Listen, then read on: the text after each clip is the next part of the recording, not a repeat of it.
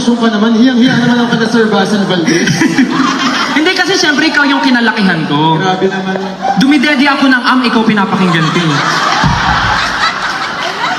But please, how about a big hand for Stella Hero? Kuya Eric, maraming salamat. Boys! What an outfit! I know, right? You're so angelic. It's like the gates of heaven opened when you enter.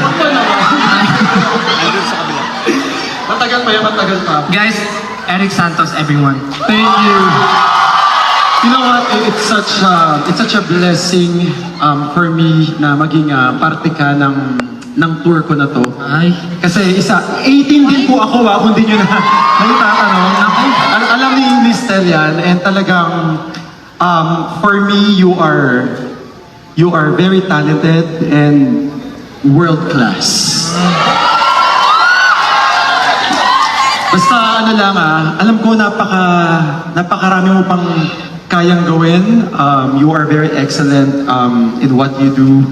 And ang ma-advise ko lang sa'yo, just stay humble and continue loving the people who truly love you.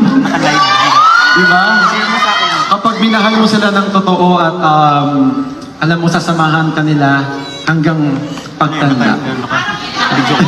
Actually, gusto ko nga sabihin tama ka dyan. Kasi hindi talaga forever ako magiging humble kasi ito yung role model ko. Biruin mo, tagal-tagal na sa industry pero grabe, buhay na buhay, sumisipa. Pwede ba mag-lower yan? Kaya ba yung gawin? Kaya ko naman, baka lang matastas yung pantalong mo.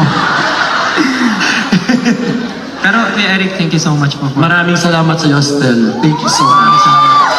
And for now, let's give them this wonderful medley ng ilan po sa mga hit Broadway musicals. Sana po yung maibigan natin.